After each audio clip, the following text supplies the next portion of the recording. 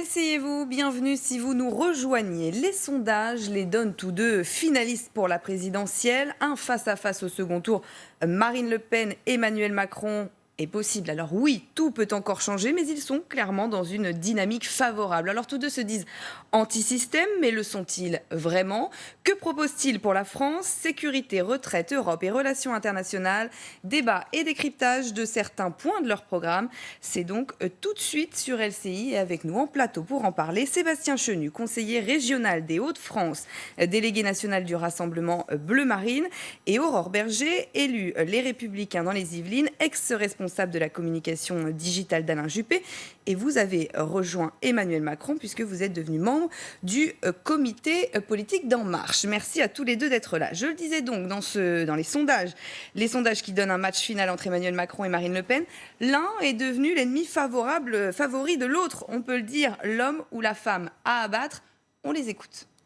Aujourd'hui, le pays a le choix d'aller vers l'extrême droite qui propose le repli, qui propose la sortie de l'Europe, de la zone euro, l'appauvrissement de celles et ceux qui nous écoutent, de nos classes moyennes et populaires.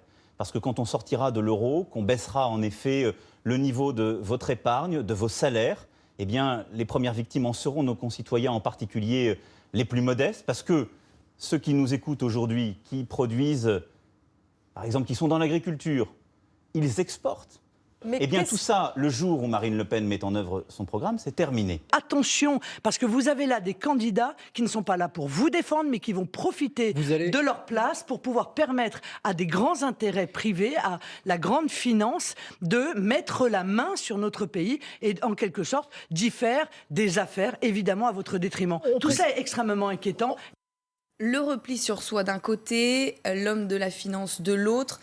Marine Le Pen, c'est devenu l'ennemi numéro 1 d'Emmanuel Macron? Je pense que les clivages sont en train de changer, de se reconstruire. C'est-à-dire, on voit bien dans ceux qui essayent d'attaquer Emmanuel Macron, pour la gauche, il est de droite, pour la droite, il est de gauche. Tout simplement parce que ce sont des clivages qui sont plus très pertinents. Et je pense que les nouveaux clivages, c'est plutôt est-ce qu'on est pour une intégration européenne renforcée ou au contraire, est-ce qu'on est pour une sortie de l'euro et de l'Union européenne? Est-ce qu'on est des libéraux progressistes ou au contraire, est-ce qu'on est des conservateurs? Et je pense que de fait, les Français, ils ont compris ces nouveaux clivages et c'est la raison pour laquelle les deux candidats qui sont aujourd'hui en tête des intentions de vote sont à la fois Marine Le Pen et Emmanuel Macron. Et évidemment, Emmanuel Macron étant candidat à l'élection présidentielle, d'une part, il parle à tous les Français, mais d'autre part, c'est vrai que celle qui est aujourd'hui en tête des intentions de vote, c'est Marine Le Pen. Et donc, c'est assez logique qu'il aussi puisse concentrer aussi un certain nombre de ses propos à l'encontre de cette candidate et inversement concernant Marine Le Pen. On perçoit ce clivage vraiment dans cette campagne des pro-européens et des anti. Emmanuel Macron, le pro-européen, Marine Le Pen, l'eurosceptique. Il n'y a pas que sur ça, évidemment, que vous vous écharpez, mais c'est devenu l'homme à abattre pour Marine Le Pen. C'est son principal ennemi. L'homme à abattre, nous sommes en démocratie, nous livrons un combat dans un cadre démocratique. Bien sûr, j'entends bien que c'est démocratiquement. Hein, voilà, j'espère qu'elle ne va pas sortir un fusil pour tirer sur Emmanuel Macron. Voilà, c'est une image. Nous sommes des pacifistes. Par conséquent, oui, tout nous oppose en termes de programme, en termes de méthode, en termes de parcours, en termes de profil à Emmanuel Macron. Nous l'assumons, je pense d'ailleurs que c'est assumé aussi chez Macron, nous proposons des choix radicalement différents aux Français. Certains proposent la soumission à l'Union européenne, nous proposons l'Europe des nations, dans laquelle les nations sont plus fortes, plus importantes qu'une administration européenne qui nous dicte nos choix. Nous considérons que la France vaut encore quelque chose, que la France peut faire triompher sa parole, son identité. D'autres, Emmanuel Macron, considèrent que la France seule est rabougrie, est racornie, qu'elle ne peut être qu'un wagon qui s'accroche au train européen. Elle l'attaque beaucoup sur le candidat des banques, la finance, on l'a entendu encore ce matin. Parce que M. Macron est un banquier. Il déclarait d'ailleurs ce matin qu'il n'avait pas gagné assez d'argent pour payer ses impôts en sortant de la banque Rothschild. C'est une façon un peu déconnectée de voir la réalité. Mais nous pensons qu'Emmanuel Macron n'est pas un homme libre. Nous considérons qu'il a privilégié durant tout son parcours des intérêts qui n'étaient pas conformes à l'intérêt général. Il est un homme de soumission, il est un homme de complaisance vis-à-vis d'un système. En cela, pour nous, il est l'homme de l'archi-système. Il n'est pas libre et demain, c'est important de savoir quel président de la République on va avoir et si le président de la République qu'on a une multitude d'ascenseurs à renvoyer comme Emmanuel Macron en a de nombreux à renvoyer, à la banque Rothschild qui a levé des fonds pour lui, etc., eh bien, c'est inquiétant pour la démocratie, c'est inquiétant pour la France. Emmanuel Macron n'est pas un homme libre. En cela, il représente l'archisystème dont je crois les Français ne veulent plus. L'archisystème, donc, Marine Le Pen est la seule anti-système? Moi, j'aime pas beaucoup cette terminologie anti-système. Déjà parce que tout dépend ce que veut dire déjà le système. Ouais. Si le système, c'est hérité de père en fille d'un parti politique et d'une Elle a été candidature élue. à l'élection présidentielle, ça, je pense que c'est le système. Pardon. Si le système, c'est de dire qu'on a un mandat parlementaire qu'on n'exerce pas, de fait, parce qu'on fait campagne à l'élection présidentielle, moi, je serais curieuse de vérifier les taux de présence de Marine Le Pen. C'est très loin d'être vrai. Au Parlement européen, ainsi d'ailleurs qu'au Conseil régional des Hauts-de-France, puisqu'elle a été quand même tête de liste au régional et je crois qu'elle siège très peu souvent au Conseil régional. Quand Sébastien Chenu dit qu'Emmanuel Macron n'est pas un homme libre, au contraire, moi je l'ai rejoint justement pour cette liberté-là. Liberté de parole, c'est-à-dire qu'à un moment il a assumé des désaccords politiques avec le président de la République et il a fait le choix de partir. C'était bien plus confortable pour lui de rester et certains ont fait ce choix-là. Lui a préféré partir. Liberté aussi sur le financement de sa campagne. C'est le seul qui ne perçoit pas d'argent public puisque En Marche ne perçoit pas 1 euro de la part de l'État. Il n'a pas de mandat parlementaire, donc il est totalement libre sur ses engagements. Et puis, moi, je trouve que c'est bien, en effet, qu'il ait travaillé dans le privé. Moi, je suis heureuse de soutenir un candidat qui a fait l'expérience et malheureusement, c'est le seul dans cette campagne présidentielle à avoir travaillé dans le privé. Je crois que Benoît Hamon, en effet, a travaillé 3 ans. Marine Le Pen est avocate, elle a travaillé aussi. Elle l'a très peu exercé et elle a surtout beaucoup vécu de ses mandats parlementaires et elle se sert notamment de l'argent. Je finis juste parce que je ne vous ai pas interrompu. Elle a notamment beaucoup utilisé l'argent du Parlement européen. Elle critique beaucoup l'Union européenne, mais elle s'en sert surtout comme levier de financement pour ses propres collaborateurs qui travaillent à sa campagne, son garde du corps notamment, qui est payé par le Parlement européen. Il y a une affaire judiciaire qui est en cours. Il y a eu des perquisitions. Il n'y a aucune poursuite contre l'officier de sécurité et assistant parlementaire. Non, mais Marine Le Pen sera reçue. Attention à ce que vous dites. Elle a été convoquée par les juges. Elle ira à la fin de la campagne présidentielle. Elle l'a dit. Je voudrais maintenant qu'on vienne sur l'actualité. La Turquie notamment et cette situation extrêmement tendue entre le pays et plusieurs pays européens comme l'Allemagne ou les Pays-Bas. Alors, on rappelle évidemment que des ministres ont été refoulés à la frontière. Ils venaient assister à des meetings en faveur de la réforme constitutionnelle turque, ce qui a donc déclenché la colère d'Ankara.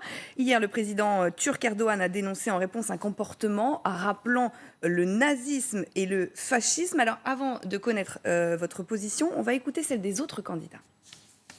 Réprouve la volonté de la Turquie de restreindre la liberté publique et en même temps, quel sens cela aurait-il de notre part à vouloir restreindre le débat démocratique pour lutter contre cela?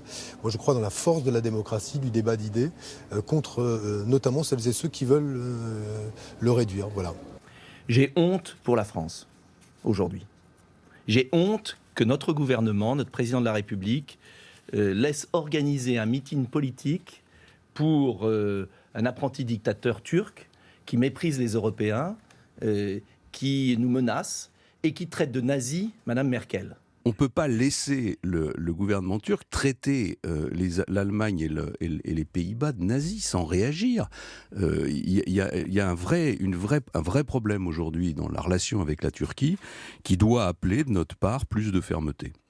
Quelle est la position de Marine Le Pen à ce sujet ? Écoutez, nous sommes clairs, nous n'avons pas, la France n'a pas à accueillir ce genre de meeting sur son territoire, ces propos particulièrement déplacés, ce gouvernement est faible, il l'aura montré jusqu'à la fin, il est soumis, il est faible. M. Macron est très ambigu d'ailleurs sur la question. Hier sur TF1, il était très ambigu, il avait un pied dehors, un pied dedans, en disant oui, mais c'est quand même la Turquie et l'Europe, etc. Non, nous on considère que la Turquie, et en tout cas la représentation turque, n'a pas à venir tenir meeting chez nous, et d'ailleurs, on l'avait déjà dit il y a quelques années, avant les régionales, quelques mois plutôt, lorsqu'il y avait eu un meeting politique de la même façon en Alsace ou en Lorraine. Et nous n'avons pas à accueillir ce type de meeting. Le gouvernement, encore une fois, baisse la tête, accepte l'inacceptable. Nous en paierons probablement d'ailleurs les conséquences sur le long terme en acceptant cela. Alors Emmanuel Macron, à ce sujet ?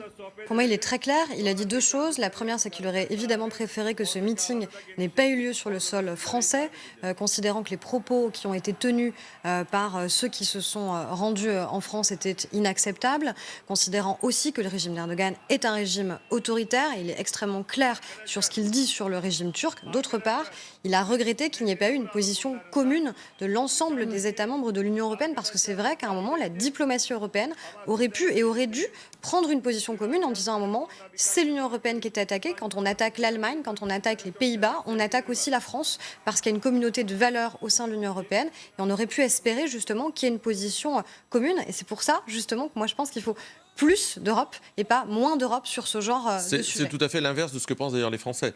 Les Français demandent moins d'Europe en général et les dirigeants, comme M. Macron leur répondent, eh ben vous en aurez plus, vous en aurez encore davantage. Il y a cette déconnexion perpétuelle entre les propos d'Emmanuel Macron et la réalité de ce que vivent les Français. Et ça, c'est un des éléments aussi importants dans cette campagne présidentielle, je crois, c'est d'avoir des gens qui sont complètement déconnectés de la réalité. M. Macron nous dit à longueur d'heure qu'il aime tous les Français, mais on aimerait être convaincu qu'il aime un peu la France de temps en temps. Or, il a une vision tellement... tous ses propos sur les Français, ses propos sur l'histoire qu'il connaît si mal. Les alcooliques du Nord, vous savez, moi je suis un élu du Nord, entendre Emmanuel Macron mettre un pied dans le Nord en disant que ces populations sont touchées par l'alcoolisme, on a connu une façon plus élégante de considérer les populations. Il a considéré que l'alcoolisme était un ravage. Parler des ouvrières illettrées, parler des expatriés en parlant des habitants de l'outre-mer. Oui, non mais d'accord, mais parler des harkis comme il l'a fait. Je veux dire, Emmanuel Macron blesse les Français. Du matin au soir. Il a une conception complètement décalée des réalités sociales de notre pays et je crois que comme il a une conception d'ailleurs européiste et européenne, il a une conception macroéconomique, il croit que le monde est un territoire de jeu dans lequel tout se vaut, tout s'échange, rien n'a de valeur, tout est égal par ailleurs, il n'y a pas de culture française. Eh bien, je crois que les Françaises et les Français sont attachés à une identité, sont attachés à des repères forts. Et cette actualité avec la Turquie nous montre d'ailleurs que les Françaises et les Français sont attachés à une identité et à des repères forts. La Turquie qui menace de rompre l'accord qu'elle a conclu avec l'Union européenne sur l'accueil des réfugiés si l'Europe ne libéralise pas les visas pour les Turcs. Quelle est la position aussi d'Emmanuel Macron, notamment sur la crise migratoire ? Il l'a dit clairement, c'est-à-dire que lui était favorable à un accueil des réfugiés. Attention, il ne faut pas confondre les choses entre les migrants et les réfugiés, qui sont des réfugiés notamment politiques et économiques. Exactement. Faites la différence. Comme vous d'ailleurs. Et économique. Il faut faire la distinction parce que souvent sur ces débats, on est extrêmement confus. Et il a félicité Mme Merkel, n'est-ce pas ? Je me permets juste de finir parce que si on s'interrompt tout le temps, je pense que ce n'est pas très audible. Donc, encore une fois, il faut faire la distinction entre ceux qui viennent pour des raisons économiques et ceux qui viennent pour des raisons politiques parce qu'ils fuient, en l'occurrence, des régimes autoritaires, dictatoriaux. Et là, évidemment, on parle d'identité. Moi, ça, c'est une question d'identité européenne et française que d'assumer justement d'accueillir en France des réfugiés politiques. Ça fait partie économique. Je parle de... Non, dans le début de votre propos, vous avez indiqué économique. Elle a différencié les justement la différenciation et politique. J'ai justement différencié en disant il y a les réfugiés politiques, il y a les migrants. Ce sont des choses différentes. On a en France une identité et une culture qui est celle de l'accueil, notamment des personnes qui sont des réfugiés politiques qui fuient la guerre. Et moi, je ne veux pas que la France et que l'Union européenne renoncent à cette identité-là. C'est une différence et je l'assume pleinement et c'est la raison pour laquelle je ne vote pas, je ne voterai jamais Front National. Oui, c'est vrai qu'Emmanuel Macron est un candidat immigrationniste. Il est favorable, il a félicité d'ailleurs Mme Merkel pour l'accueil des migrants. Volontairement les deux. Il a félicité Mme Merkel pour l'accueil des migrants. Il l'assume et nous assumons l'inverse. Nous pensons qu'il ne faut plus d'immigration, qu'elle soit économique, qu'elle soit illégale. Et pour nous considérons... si on parle des réfugiés politiques... attendez, il y a un droit d'asile qui doit être réformé pour ne pas devenir une filière d'immigration, d'ailleurs illégale. Vous voulez réformer le droit d'asile ? Bien sûr, nous souhaitons le réduire. Nous souhaitons le réduire. Réduire les critères, car aujourd'hui, seuls 3% des bénéficiaires du droit d'asile à qui on dit qu'ils sont en situation illégale en France sont reconduits à la frontière. 3%. Donc nous souhaitons effectivement réduire les critères du droit d'asile. Nous souhaitons avoir des frontières, pas des barbelés, des frontières pour savoir qui rentre et qui sort. Mais je note que dans le programme d'Emmanuel Macron, même le mot immigration n'est pas cité, n'est pas écrit une seule fois. Je l'ai lu de fond en comble, même le mot immigration, qui est une problématique importante, on le voit avec la crise migratoire, le mot immigration n'est pas cité une seule fois dans le programme. Alors qu'il assume d'être immigrationniste, de vouloir accueillir plus de populations étrangères, c'est très bien. Nous assumons l'inverse. Nous souhaitons accueillir moins de populations étrangères et nous l'assumons. Avec des quotas, comment ça se passerait ? Non, mais nous souhaitons d'abord qu'il y ait des frontières. Donc on remet des postes de douane. Mais bien sûr, mais comment on faisait avant ? Oui, non, je vous pose la question. Donc on fait comme ça. Et donc comment font ensuite, 95% des pays du monde ? Non, pourquoi des quotas? Non, mais je vous demande parce que vous dites que vous voulez réduire le nombre de personnes qui entrent. Il n'y a pas de quotas. Nous n'acceptons plus l'immigration illégale et nous souhaitons que l'immigration légale de fait, si elle est illégale, soit personne ne drastiquement l'accepte. réduite. Mais je vous parle des réfugiés politiques. L'immigration illégale, vous l'acceptez de fait. Si on dit qu'elle est illégale, c'est vous n'avez pas de justement qu'elle n'est frontières. pas légale. Mais l'immigration illégale, vous l'acceptez de fait puisqu'il n'y a pas de frontières au sein des pays de l'Union européenne. Et d'ailleurs, Emmanuel Macron, laissez-moi terminer. Et d'ailleurs, Emmanuel Macron le dit lui-même. Il souhaite donner la nationalité française à un maximum de gens en situation régulière ou irrégulière d'ailleurs sur notre pays pour ne pas donner le droit de vote. Mais en réalité, il souhaite, mais bien sûr que si, il souhaite donner beaucoup plus facilement la nationalité française. Ça, je crois que vous pouvez le reconnaître, c'est son propos, c'est même dans son programme. Il souhaite délivrer la nationalité française avec un examen plus poussé, notamment de la l'écriture française et de la langue française. Et le but est de donner, et c'est affiché comme tel dans son programme, beaucoup plus facilement la nationalité française. Eh bien, cela, nous sommes opposés également. Une fois de plus, je vous pose la question. Les migrants politiques, ils arrivent, ils sont à la frontière, donc qu'est-ce qu'ils font qu'ils peuvent rentrer ou pas? C'est un des critères, est-ce qu'il y a des quotas?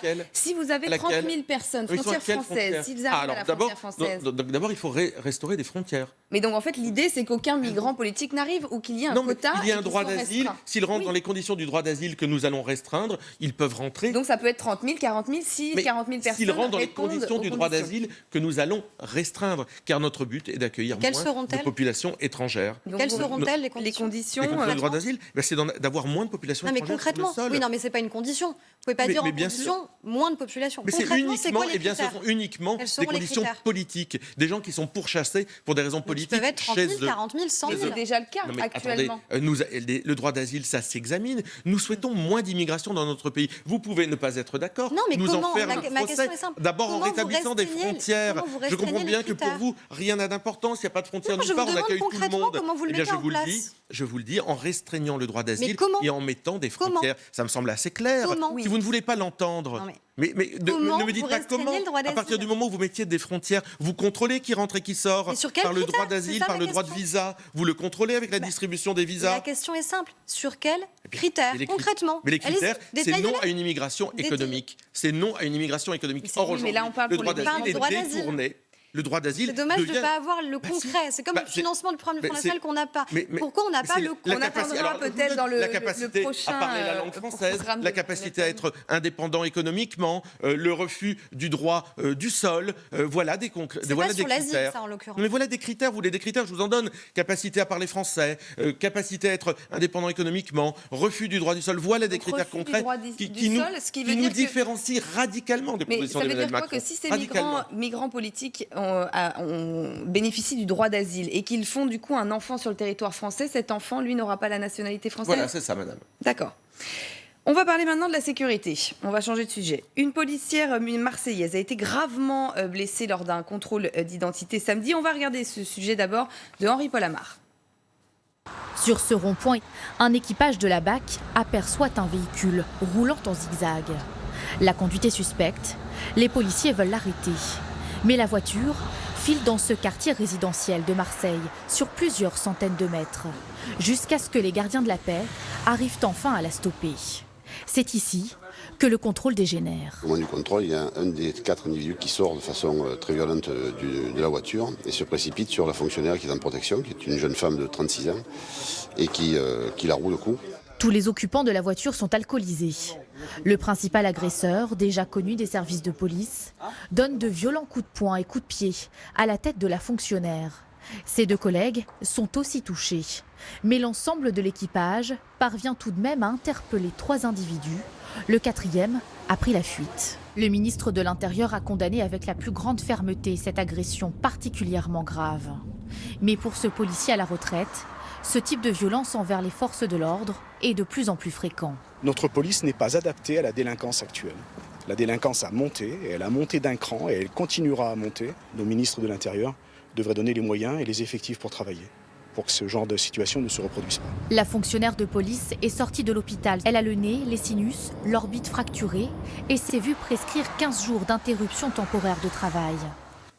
Alors, des violences qui augmentent envers les policiers. Marseille où des centaines de personnes sont tuées chaque année, souvent par balle, en plein milieu des quartiers où tentent de vivre normalement des centaines de personnes. Qu'est-ce qu'on fait pour eux demain? Qu'est-ce que fait Emmanuel Macron, en tout cas? Déjà, je pense que c'est évidemment important de penser à cette policière. Et c'est vrai qu'on a beaucoup parlé souvent de dérapages qui peuvent exister dans la police. Je pense que c'est important de condamner avec au moins autant de fermeté celles et ceux qui nous protègent et qui se mettent en danger pour le faire. Et voilà, mais derrière, c'est un vrai problème de fond, notamment à Marseille, où on sait qu'entre autres, il y a les policiers, mais il y a aussi les habitants des quartiers. Bien sûr. L'idée, c'est de les protéger, évidemment, et de protéger aussi les habitants de ces quartiers qui se font pourrir la vie par celles et ceux, notamment sur les questions de drogue, on le sait bien. Emmanuel Macron dit deux choses. C'est la création d'une police de sécurité quotidienne. C'est 10 000 fonctionnaires de police et de gendarmerie qui sont déployés sur le terrain pour renforcer les effectifs de police qui ne sont aujourd'hui pas en nombre suffisant. Et la deuxième chose, et c'est une mesure très concrète notamment qui va concerner ces quartiers-là, c'est que souvent, là, c'est d'ailleurs dit dans le reportage, c'est quelqu'un qui était connu des services de police et puis qui est tranquillement rentré dans le quartier. Eh bien, c'est qu'on puisse, sous le contrôle du juge, de manière immédiate, qu'il y ait une injonction d'éloignement. C'est-à-dire que cette personne, elle ne puisse plus revenir dans son quartier. Parce que c'est ça le problème. C'est-à-dire qu'à un moment, du coup, cette personne elle est en ça éloignement. Déjà, ça non, ça n'existe pas de cette manière-là. C'est-à-dire aussi de manière immédiate. L'éloignement ne fait que repousser finalement le problème, parce que cette personne parce que si vous voulez, il y a des réseaux qui de police va peut-être aller aussi dans un autre quartier. Non, parce que les quartiers se mélangent pas forcément sur ce genre de sujet, parce qu'il y a des territoires malheureusement qui ont existé, et parce que si vous voulez, si une personne a été contrôlée et qu'elle revient dans le quartier, elle recrée de l'insécurité dans ce quartier et elle donne un sentiment d'impunité énorme. Qui sera toujours là et qui sera toujours un délinquant finalement. Si c'est un délinquant, il faut qu'il soit jugé, évidemment. Si c'est prouvé, il faut qu'il puisse être condamné. Et ensuite, évidemment, que cette condamnation soit proportionnelle à ce qu'il a commis et qu'évidemment, une réinsertion puisse être éventuellement envisagée.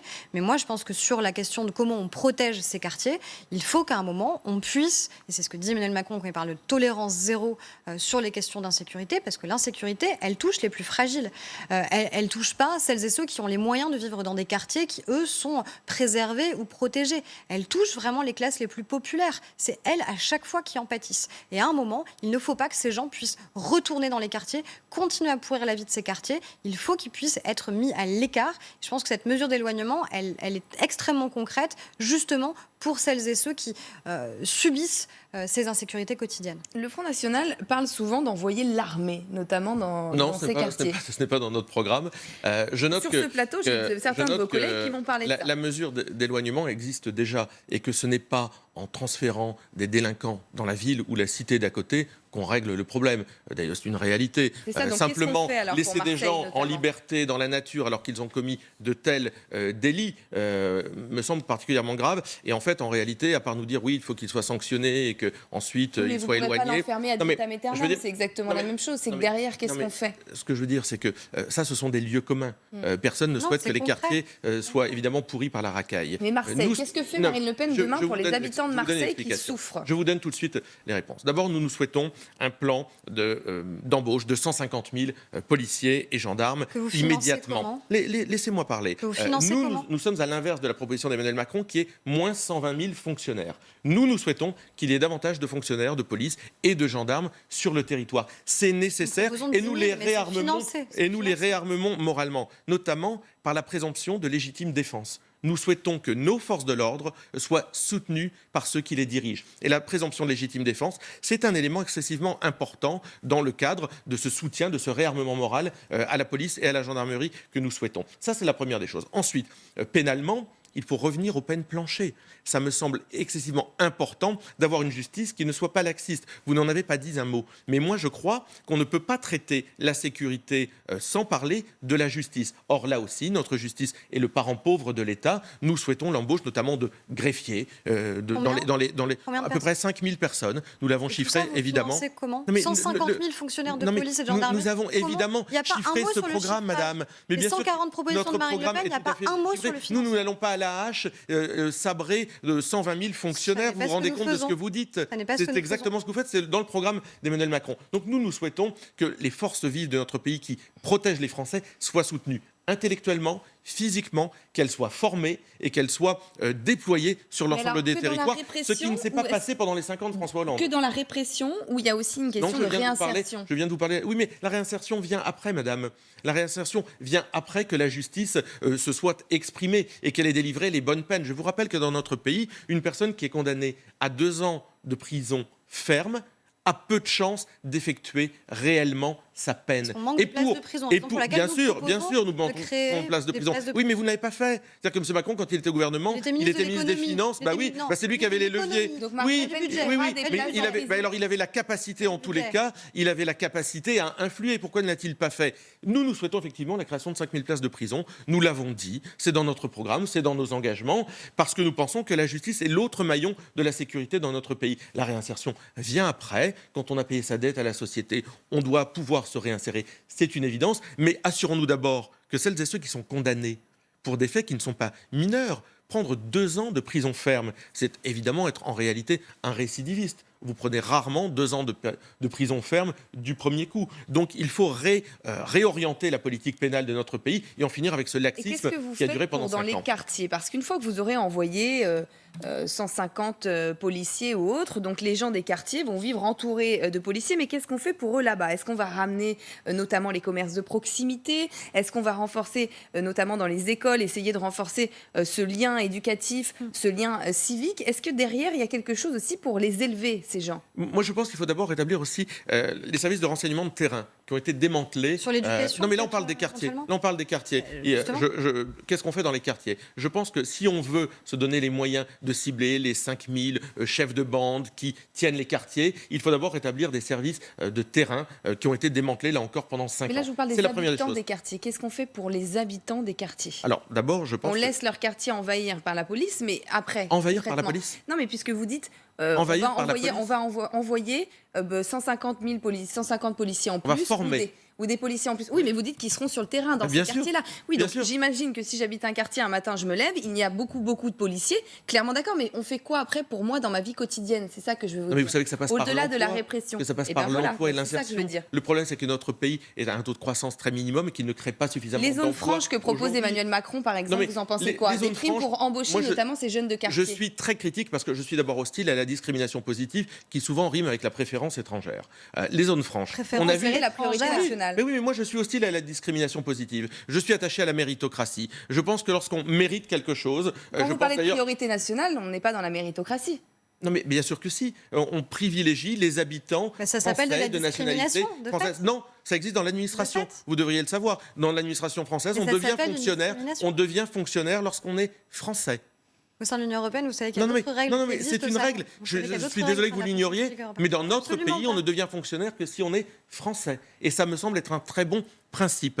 Je pense que nous souhaitons par exemple aider les boursiers au mérite. Vous voyez, c'est ça la méritocratie. Bourses au mérite qui ont été dévaluées pendant ces 5 ans de mandat. Eh bien, c'est l'inverse de la discrimination positive. La rénovation urbaine, par exemple, on sait que c'est important dans ces quartiers. Quand on voit certaines villes, alors Montfermeil qui a connu une vraie rénovation urbaine, on pense à Clichy, à toutes ces villes de banlieue. Qu'est-ce que ferait Marine Le Pen? Est-ce qu'elle va se pencher d'abord sur ce problème-là? Oui, alors sachons quand même que l'argent public mis dans les rénovations urbaines des grandes villes de France est sensiblement plus important, a été beaucoup plus injecté que pour la ruralité. Et moi, je crois qu'il faut rééquilibrer ruralité et urbain. Mais les problèmes de délinquance et de tuerie sont dans les quartiers à Marseille. Mais l'absence de services publics dans l'urbain, le périurbain ou la ruralité. C'est un autre sujet. Mais non, c'est pas un autre sujet. C'est ça la reconquête des territoires. C'est faire revenir des services publics, qu'ils soient la police, qu'ils soient la poste. Moi, je suis élu d'un département et d'un secteur dans le Nord dans lequel j'ai vu les postes fermées les unes après les autres dans des villes. Eh bien, où sont les pouvoirs publics? Quand les pouvoirs publics reculent, eh bien, c'est la délinquance qui avance. Eh bien, là, vous avez une des clés de la réponse. La politique de la ville, celle qui a été appelée pompeusement la politique de la ville, devrait passer par la réaffirmation des pouvoirs publics dans les quartiers. Très rapidement, politique de la ville, rénovation urbaine, quartier, c'est un chantier. Vous avez parlé d'éducation, je pense que ça, c'est majeur. Concrètement, la méritocratie, à un moment, on part pas tous avec les mêmes chances dans la vie. Quand il dit que, par exemple, en CP et en CE1, on divise par 2 le nombre d'élèves par classe dans les quartiers prioritaires, ça, c'est pour permettre à chacun de partir avec les mêmes chances dans la vie. Et c'est par l'éducation qu'on réglera le problème. Merci à tous les deux d'avoir été là pour ce débat très intéressant. Merci beaucoup et vous, restez avec nous. L'information continue sur LCI.